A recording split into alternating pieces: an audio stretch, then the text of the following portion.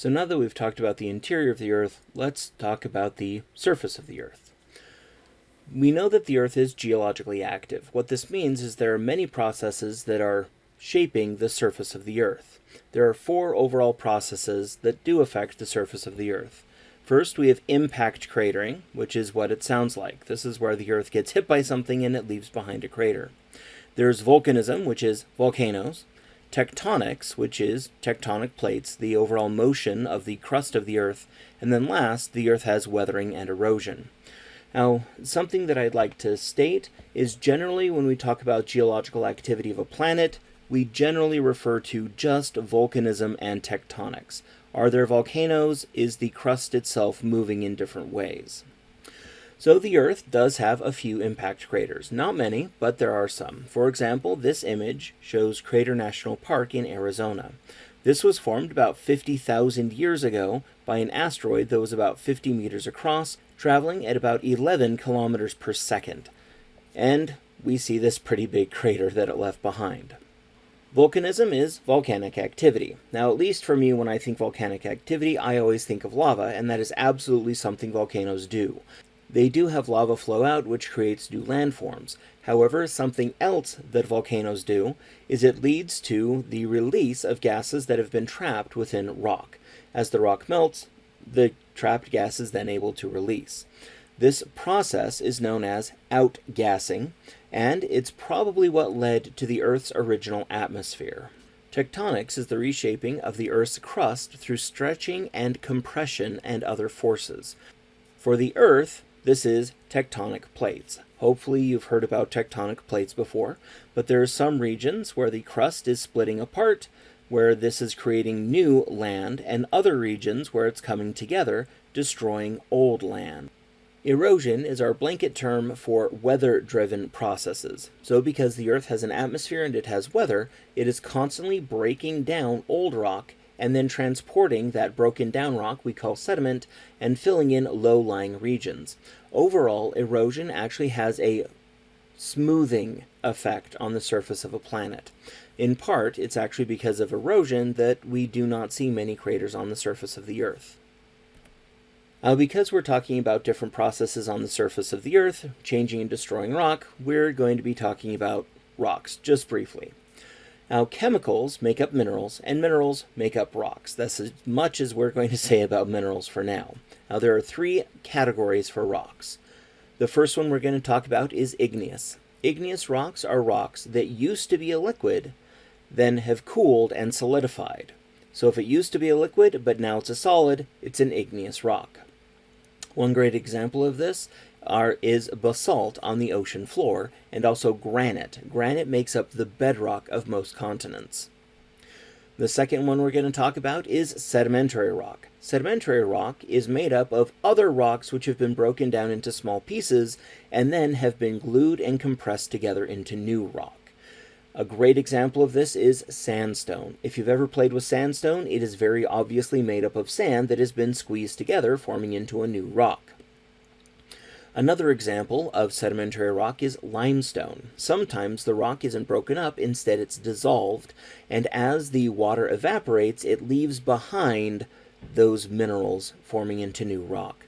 If you've ever had to worry about hard water deposits on your faucets, that's actually limestone, a rock that is being deposited as the water is evaporating away. The third category is metamorphic rock. A metamorphic rock is a rock that has changed due to heat and pressure without melting. If it had melted, then it would have gone to a liquid and then re-solidified, which means it would be igneous. So it did not melt.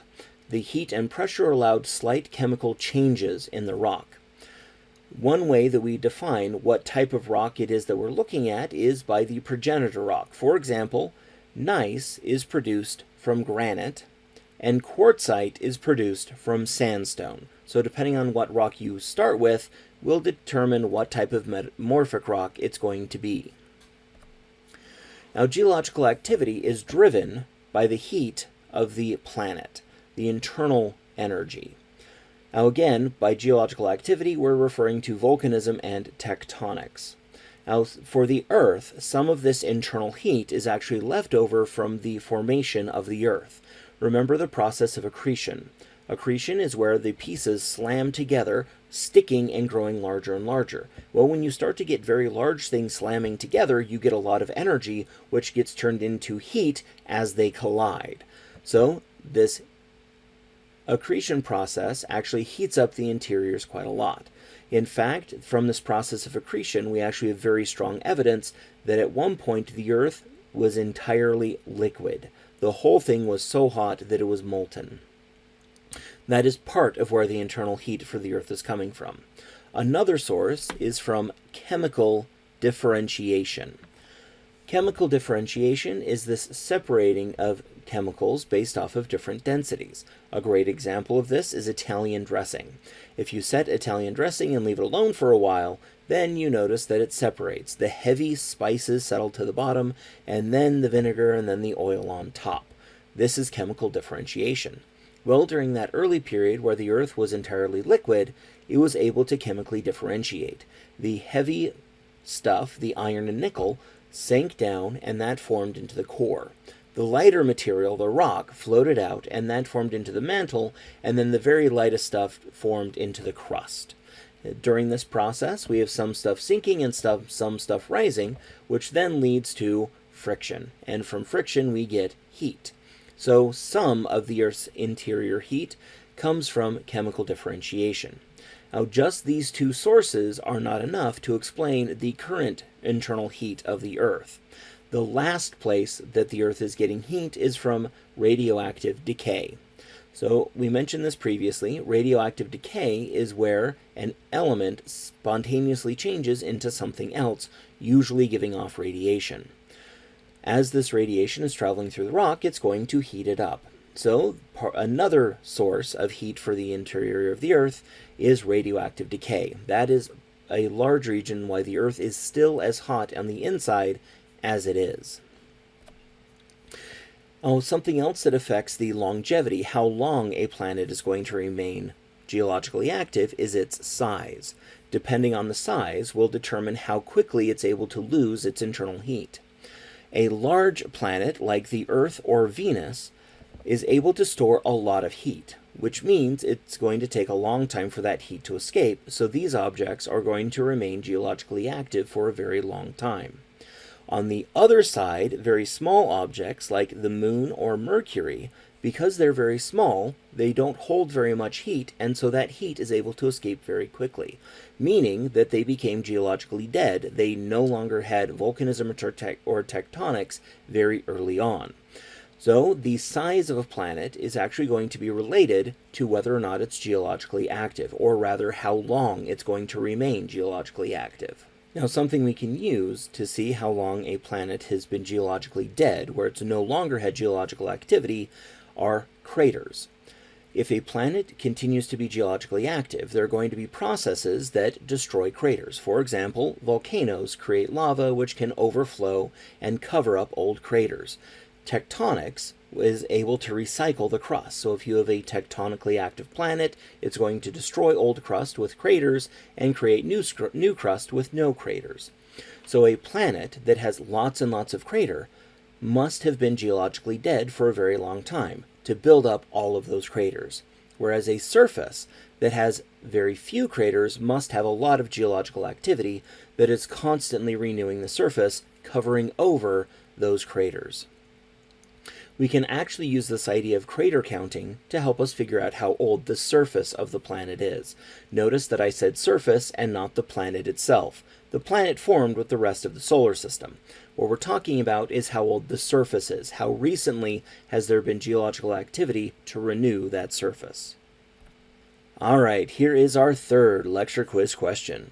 All rocks found on the Moon are igneous. This means A, the rocks formed as sediment is compressed. B, the rock solidified as it was cooled from a liquid, or C, the rock was changed due to heat and pressure without melting. Go ahead and think about it, and we'll discuss in just a bit.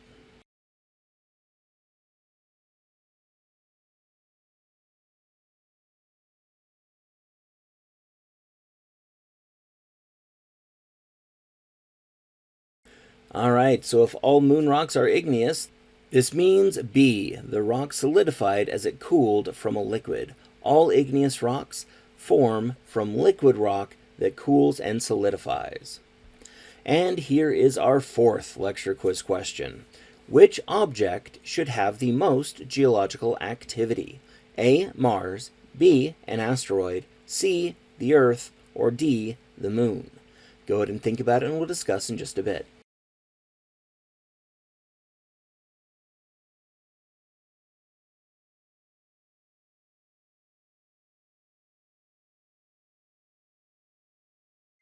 So which of these should be the most geologically active? Whichever one is the largest. So of this list, the Earth is the largest, so it should be the most geologically active. And from this list, that is absolutely true. The Earth is the most geologically active of any of these objects.